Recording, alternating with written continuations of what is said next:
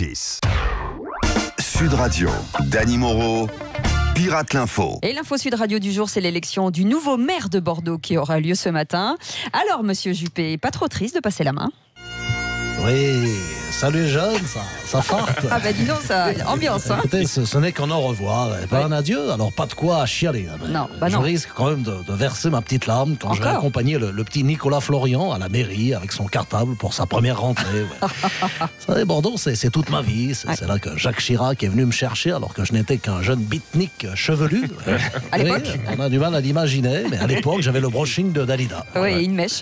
Je crois que vous connaissez bien le nouveau maire, Florian. Oui. Nicolas Florian. Oui, bien sûr, Cécile, c'est mon jeune padawan, c'est moi qui lui ai tout appris au petit Nicolas, c'était mon adjoint aux finances, c'est vous dire s'il s'est tapé dans la caisse comme un professionnel de l'UMP.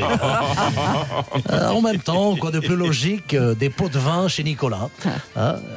Youpi, lol, MDR. Blague. Pas réveillé ce matin, attendez, on fasse des trous. Mais ne bougez pas, je vais le chercher, il vous répondra lui-même. Ah, alors, monsieur Florian, Alain Juppé vous a donné quelques conseils, dites-moi, pour diriger Bordeaux.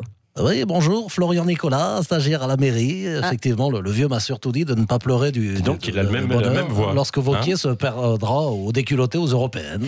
Non mais c'est bon, monsieur Juppé, on vous a reconnu, vous pouvez enlever votre perruque, c'est bon. Je le savais, c'est la voix qui m'a... Non, c'est la perruque qui m'a trahi, c'est ça. J'aurais dû me prendre en blonde pour rester incognito. Oui, désolé, mais je me faisais tellement chier au Conseil constitutionnel que je suis prêt à tout pour rester à Bordeaux.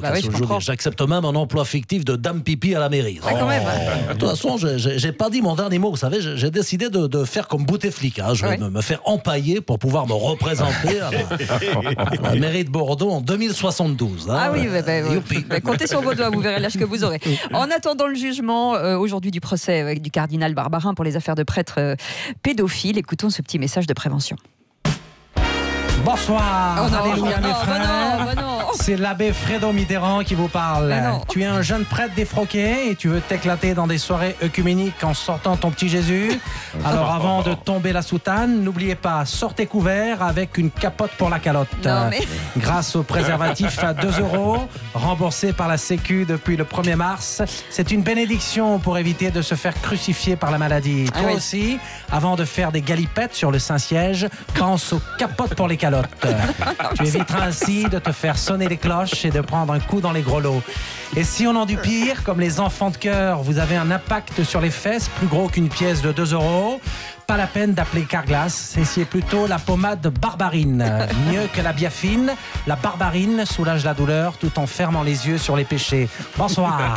Merci beaucoup. Philippe de Villiers, dans votre nouveau livre, J'ai tiré sur le fil du mensonge et tout est venu. Vous continuez par vous acharner sur l'Europe. Vous seriez pas un petit peu radoteur? Il suffit, la gueuse. Ferme donc ta meurtrière à Billevesée. Mon parchemin se vend comme les petits pains de Jésus que j'envoie au museau de tous les croisés de la secte euro. Du coup, je vais adapter mes bouquins au cinéma dans une grande trilogie anti-Europe inspirée du plus grand cinéaste de tous les temps. Georges Lucas. Non, Max Pécasse. Ah bon, d'accord. C'est pas pareil.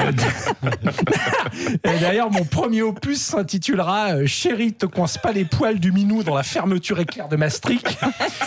Suivi de Parle pas la bouche pleine, t'as de la saucisse de Strasbourg plein la bouche. Attendez le dernier. Arrête de dandiner comme ça, tu me brexites. Eh bien, ça promet. C'est quoi le pitch? Parce que là, ça me donne envie quand même. C'est une grande fresque en costume narrant l'épopée d'un jeune manant torturé pour avoir commis le plus crapuleux de tous les crimes. Avoir tué quelqu'un? Non, pire, avoir ramassé un billet de 5 € par terre. Pouah Taillot l'euro. Coupez, putain, arrêtez tout là. Putain, Jean-Pierre Mocky. Voilà, qu'est-ce que vous faites là, vous? Mais putain, je viens gueuler parce que si De Villiers il se met aussi à tourner des nanars à la con, là, sans scénar, sans idée, sans scrupule, putain, qu'est-ce que je vais devenir, moi? En plus, le con, il est capable d'avoir des subventions européennes pour faire un truc contre l'euro, putain, merde! C'est sûr. Et vous n'êtes pas le seul, visiblement, à réagir. Fabrice Lucchini, nous aussi, nous rejoint. Oui, attends, Cécile, De Villiers au ciné, c'est du lourd, c'est énorme. Il y a eu la nouvelle vague des réals avec Truffaut, Godard, là, avec De Villiers, t'imagines? De Villiers, Zemmour, Marine Le Pen, Dupont-Aignan. On est désormais la nouvelle vague des réacs. Attends, c'est énorme là, parce que je vais te dire, la prose à De Villiers, c'est le souffle chaud moyenâgeux sur la modernité glacée d'une société qui part en couille. Ah ouais. T'as vu la métaphore Ouais, de Roger, ça finit mal, mais ça commence bien. Alors quand il écrit, je cite, j'ai tiré sur le fil du mensonge et tout est venu, pour moi c'est Hiroshima dans mon slip. Ah, c'est ça. Là, j'avais pas eu un orgasme littéraire comme ça depuis le fameux Va niquer ta mère, inscrit au feutre par GG sur le mur des chiottes au bar Le Balto. Imagine. Ah bah ça fait pleurer. Je crois que l'abbé Fredo avait encore un mot à ajouter. Oui, ma chère enfant, Ah oui, je suis triste calmez-vous. car je déplore la disparition de la célèbre boîte jaune de Nesquik. Ah bon, pourquoi? C'est sûrement un coup de Castaner qui veut éradiquer tout ce qui est jaune en France. J'en suis toute retournée car même si j'ai une préférence pour la boîte à Benko, Oh non, bah non. avec Nesquik, c'est toute une part de mon enfance qui disparaît. Et quick le gros quick. Je n'assume pas du tout celle-là.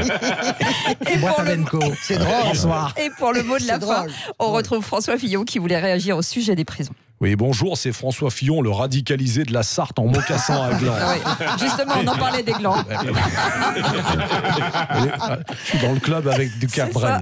Alors, Un gland de non, droite. alors, après les événements de Condé-sur-Sarthe, je pense que les individus dangereux comme moi, il vaut Ouais. mieux les laisser dehors. Alors, vous ne me mettez surtout pas en prison avec Pénélope, sinon ça va être l'horreur. Ah oui. On est capable de tous les convertir à l'abus de biens social. Ah oui, quand même. Les fameux barbus de biens sociaux.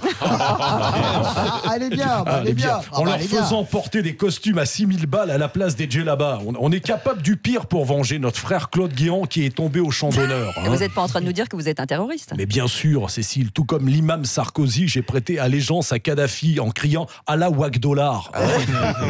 Mais la plus dangereuse, c'est ma Pénélope. Elle s'est tellement saignée pour obtenir son emploi fictif à l'Assemblée. Il a même du mal à le dire. Oui, fait fictif à l'Assemblée.